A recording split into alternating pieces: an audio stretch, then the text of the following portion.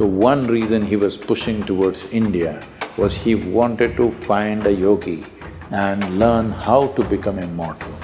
And they told Alexander that we found the man, but he's not willing to come. But once he did one intelligent thing, that's the reason why we removed his third name.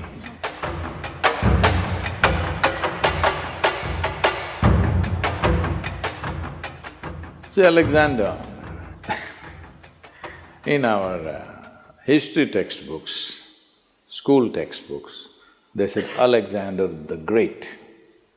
They only got the first name, the middle name, they missed out the last name. His name was Alexander the Great Idiot. But because it was too long, somebody left out the last name.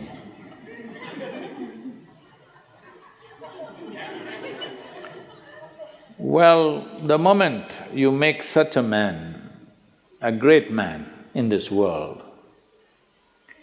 then in many ways you have just destroyed the future of humanity.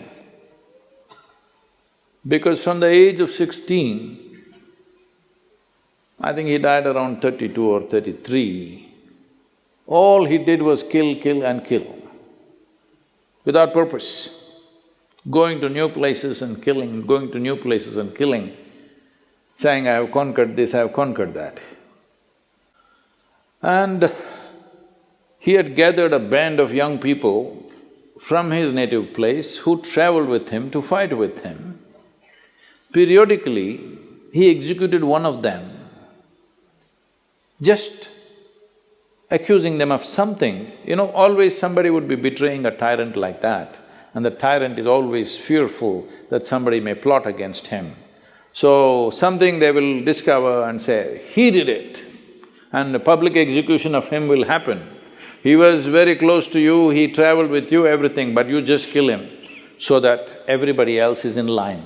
Periodically, he killed one of those people who are very close to him, just to set an example.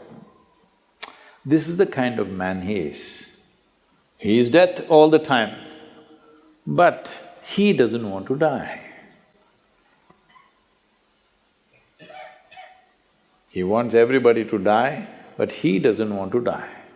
So one reason he was pushing towards India was because between ancient India and Greece there has been lots of transaction in terms of mathematics, geometry, yoga. There is a linga in Delphi which is considered as the navel of the earth because it was consecrated as Manipura chakra.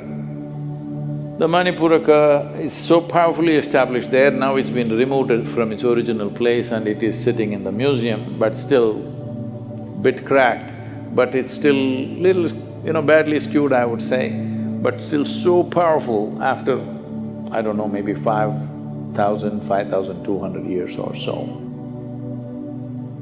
So this transaction was continuous for many years historically.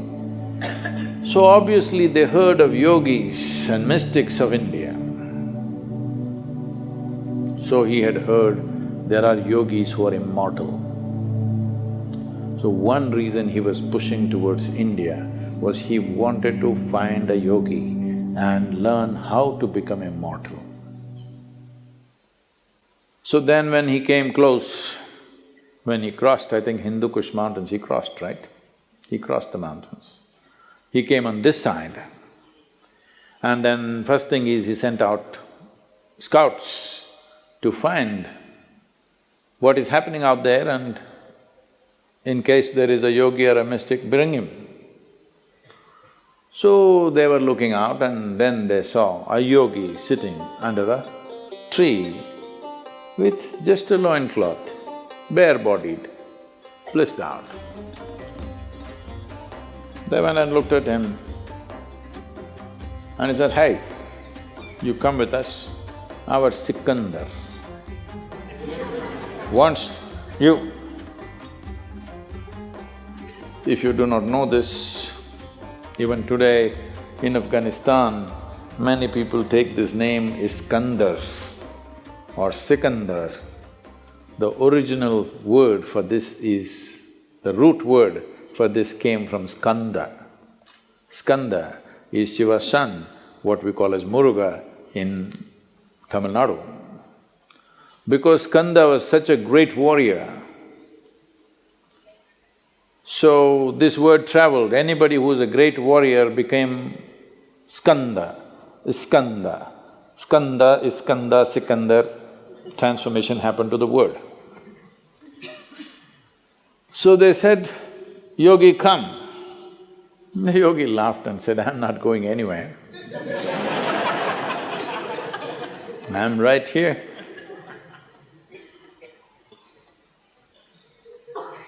Then they pulled out their swords. These are violent men. They don't think twice about taking off heads. It's not even something that, of any consequence to them. They can take away hundreds of heads in a day without any qualms about it. So, very violent men, they pulled out their swords and said, either you come or we'll take off your head. The yogi said, see, I'm sitting here like this because everything that I have to do has been done.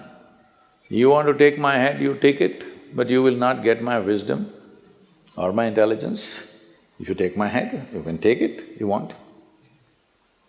Then they looked at each other, that's all.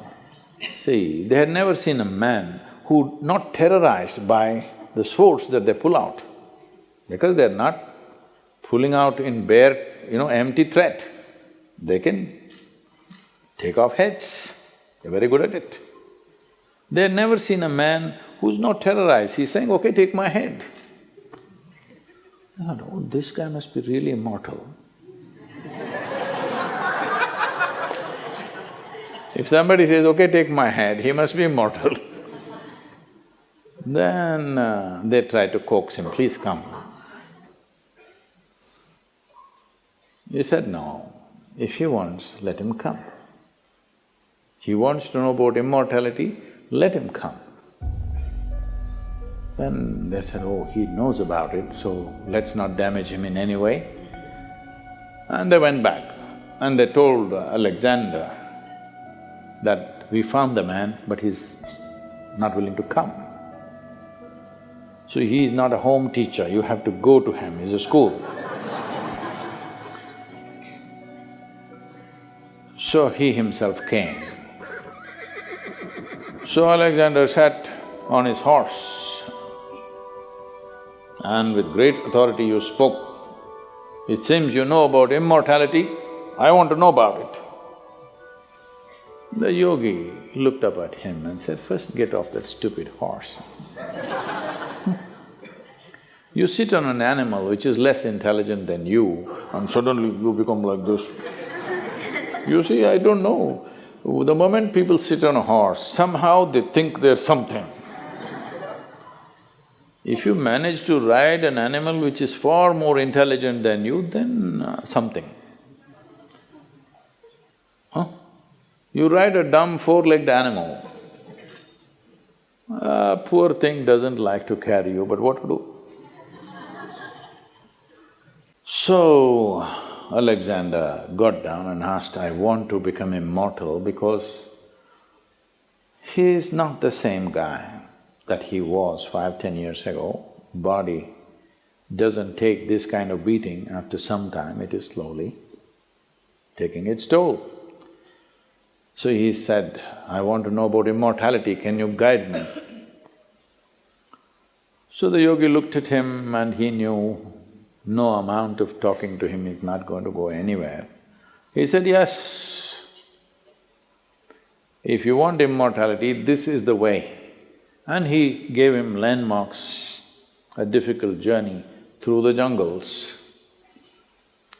All these landmarks you follow, there you will find a small cave. Within that cave, there is a crystal clear pool of water. You drink a handful of water, you will become immortal. So he started out with his soldiers. Then as he followed, after 3 days, all these landmarks were coming true as it has been described. Then he looked at these 5–6 soldiers who were with him If these guys also drink, if they become immortal, then how to deal with them? Because all your life you dealt with everything with the putting the fear of death into people. Now if these 5-6 soldiers drink that water and they also become immortal, this is going to be a disaster, no control. 5 immortal people on the planet, not good. Just, I am immortal, this is good. So he said, you stay here. He left them for the last leg of the journey and he went by himself. Then he found that cave. Within the cave, he saw a pool of crystal clear water. He rushed in and he was about to drink. There was a crow sitting at the other edge of the pool and the crow said, wait. He looked at the crow, fortunately water slips out of your hands, you know. And the crow said, see, I drank this water, I don't know how many million years ago. And now I cannot die. I'm just sitting here endlessly. Just imagine, if you become immortal, you cannot even commit suicide.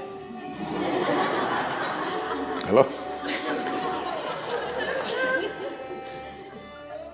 I want you to just imagine, this is the worst thing that can happen to you, that you cannot die one day. No relief. I'm sitting here for millions of years, there is nothing I can do.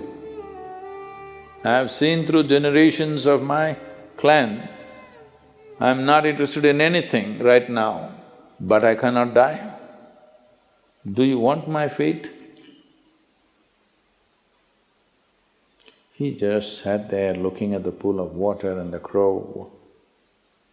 For once he did one intelligent thing, that's the reason why we removed his third name. He walked away without drinking that. And how fortunate are we that he is not anymore here. But he looks like he's taking rebirth in many places. Many similar people keep coming up here and there, but at least he is not here. We must learn, understand and live knowing that in many ways, the best thing about you is you will die one day. Hello? Just see what a pest you would be if you did not die. Hello? Well, you must live a full life. Whatever is the fullest potential, you must live that. But you must die when it's time, isn't it? Huh? So, if you say death is negative, then what is positive? Immortality? That is the most idiotic thing you can do. Even an idiot like Alexander had the intelligence not to drink that water. So, it is very important to understand yoga is not about eternal life. Yoga is about sensible life.